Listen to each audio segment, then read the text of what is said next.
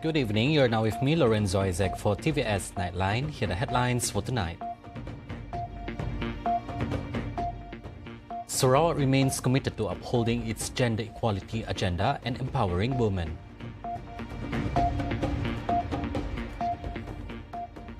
A special parliamentary sitting will be held to deliberate on the United States' decision to impose reciprocal tariffs on Malaysia.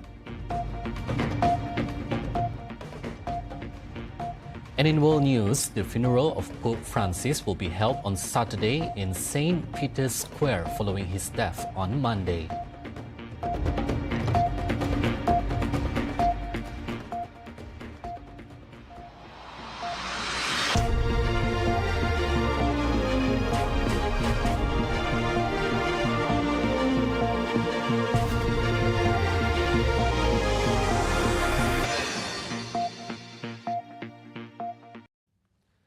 Sarawak is steadfast in its commitment to upholding the gender equality agenda and women empowerment through its policies, as well as a holistic and progressive approach.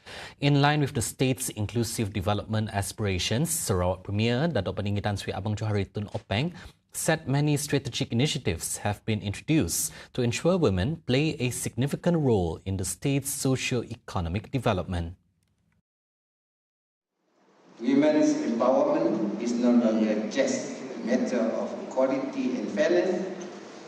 It is now a fundamental pillar of social and economic progress. Empowerment means enabling women to recognize their self-worth, make their own choices, and influence social change for themselves and others. With women comprising nearly 50% of Sarawak's almost 3 million population, their empowerment is crucial in addressing emerging socio-economic challenges. In his keynote address at the fourth meeting of the Coordinating Committee of Women Parliamentarians of the 2025 ASEAN Inter-Parliamentary Assembly (WIPA) today, Abang Johari said increasing participation of women in education, workforce and leadership is very encouraging, a result of the implementation of gender-responsive policies and women-focused programs. Gender-responsive policies and women-focused programs have helped narrow the gender gap and allowed women to pursue education and careers that were once male-dominated. Furthermore, the Sarawak government has taken progressive steps by establishing women's councils and committees that champion gender-sensitive policies. These efforts complement Malaysia's broader commitment to gender equality as outlined in the national development strategies and international frameworks. The federal government is encouraged to emulate Sarawak by providing free education up to university level for all Malaysians, especially those in Peninsular Malaysia. Parliament Speaker Tan Sri Johari Abdul praised Sarawak's education policy, calling it progressive and visionary. He shared his excitement when Sarawak Premier Datuk Patinggi Tan Sri Abang Johari Tun Openg announced that the state government is providing full funding for higher education for Sarawakians. Kerana inilah ruang yang sepatutnya ditunggu-tunggu oleh anak-anak Sarawak, dan saya harap juga ianya akan menular ke Semenanjung. Dan apatah lagi Sarawak ialah di antara negeri, malah satu-satunya negeri yang mendahului dalam teknologi dan juga kemampuan untuk produce energy. According to him, the policy not only empowers more young individuals to shape a better future, but also plays a vital role in advancing the nation's growth in key sectors like energy, science and technology. Dan anak-anak Sarawak, khususnya dalam kes ini wanita, harus mengambil kesempatan yang diberikan untuk memperlengkapkan diri mereka untuk menjadi teknokrat saintis, inovatif dan sebagainya dalam bidang-bidang khususnya bidang tenaga.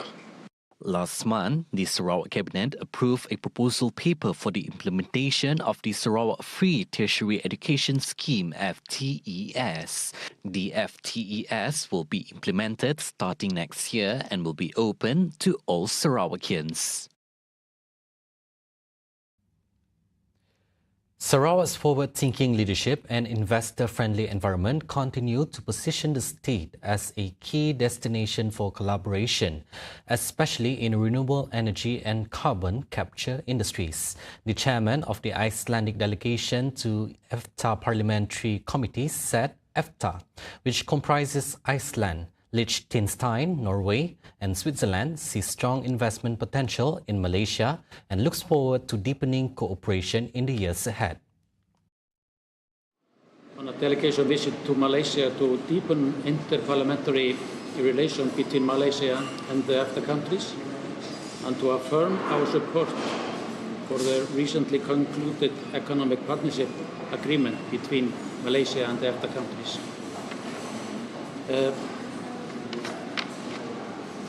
The visit is an opportunity for our committee to establish links with counterparts here in Malaysia, learn about the political and economic landscape, and explore opportunities for future cooperation, trade and He spoke to reporters after paying a courtesy call on the Sarawak Premier at Wisma Bapa Malaysia earlier today.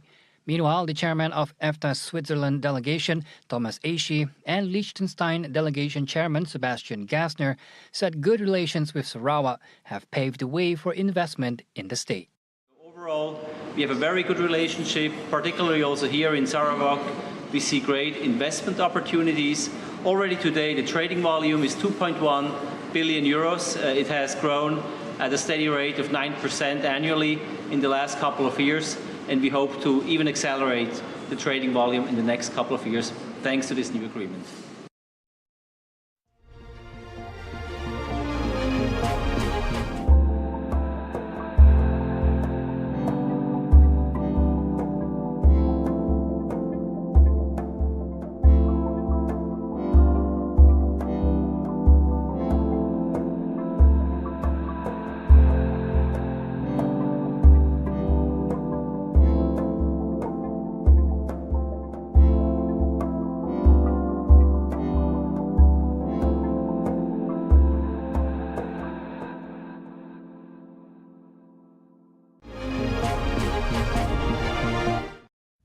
Welcome back.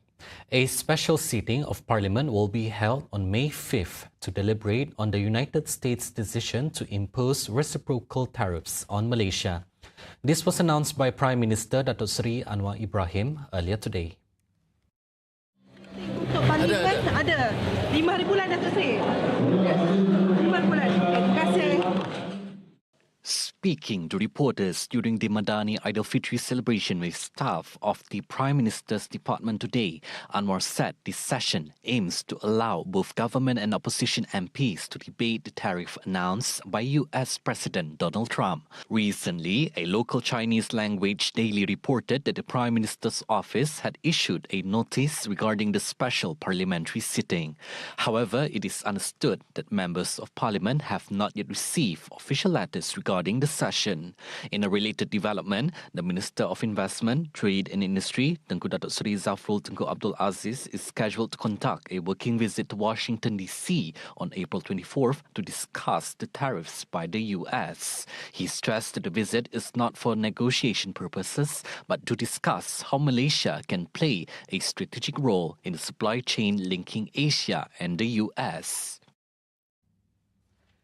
The Malaysia-Thailand rail connectivity to continental Asia, including China, is vital in terms of supply chain security and safety. Transport Minister Anthony Loke said that the development of rail infrastructure is also important from a regional perspective, not just domestically, with the aim of connecting ASEAN member countries through a more strategic railway network. Kita nak menghubungkan negara-negara ASEAN ini melalui rail. Apabila kita dapat hubungkan melalui rail antara negara ini, yang pertamanya ia menambah konektiviti serantau. Yang keduanya, ia amat penting dari segi keselamatan supply chain. Sebab pada hari ini dunia mengalami berbagai ketidaktentuan. Berbagai disruption berlaku. Jadi kalau kita ada satu sektor kesaling hubungan ataupun connectivity rail yang baik antara Malaysia dengan Thailand, maka ia boleh menghubungkan Malaysia-Thailand kepada seluruh benua ASEAN sampai ke negara China. Speaking to reporters after attending the Transport Ministry's monthly assembly today, Loke said Malaysia's strategic location between the Straits of Malacca and the South China Sea positions the country as a vital link between Western and Eastern nations. He therefore urged the region to fully leverage existing railway infrastructure to strengthen interconnectivity.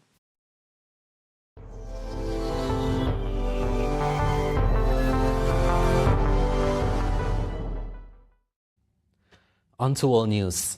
The Vatican has announced that the funeral of Pope Francis will be held at 10 a.m. local time on Saturday in St. Peter's Square following his death on Monday at the age of 88 due to a stroke and subsequent heart failure. The late pontiff passed away less than a month after being discharged for pneumonia-related complications. The funeral, expected to attract world leaders and large crowds, will be followed by the transfer of his coffin, crafted from wood and zinc per his instructions, into St. Peter's Basilica before burial at the Basilica of Santa Maria Maggiore in Rome. Head of states, including U.S. President Donald Trump, French President Emmanuel Macron, and Ukraine's President Volodymyr Zelensky have confirmed their attendance. Pope Francis, born Jorge Mario Bergoglio, was the first Jesuit and first Latin American to lead the Catholic Church. Over his 12-year papacy, he championed causes including migrant rights, climate action, and social justice, while maintaining traditional church teachings on issues like abortion and priestly celibacy. The U.S. Senior Bureau official for East Asian and Pacific Affairs, Sean O'Neill, defended President Donald Trump's foreign policy during his visit to Cambodia this week, marking the first high-level U.S. engagement in Southeast Asia since the imposition of the new punitive tariffs on the region. Co-chairing the 37th ASEAN-U.S. dialogue in Siem Reap, O'Neill emphasized the Trump administration's commitment to a foreign policy that prioritizes American safety, strength, and prosperity. While avoiding direct reference to the recently imposed tariffs, such as the 49% duties affecting Cambodian exports, his remarks reflected Washington's intention to safeguard its strategic and economic interests under the America First framework. The United States is and remains a committed partner to ASEAN. ASEAN is central to the regional architecture and in shaping this region's dynamics. I think together we can advance a free and open Indo-Pacific that is secure and prosperous, in keeping with the Trump administration's objective to promote the safety, security, and prosperity of the American people. Meanwhile, meeting co-chair Kong Phua, the Secretary of State at Cambodia's Foreign Ministry, said the dialogue was an opportunity to work more meaningfully together and that both sides must remain firmly committed to promoting mutually beneficial cooperation. Those were the updates on TVS Nightline. I'm Lorenzo Isaac. Thank you for watching and have a good night.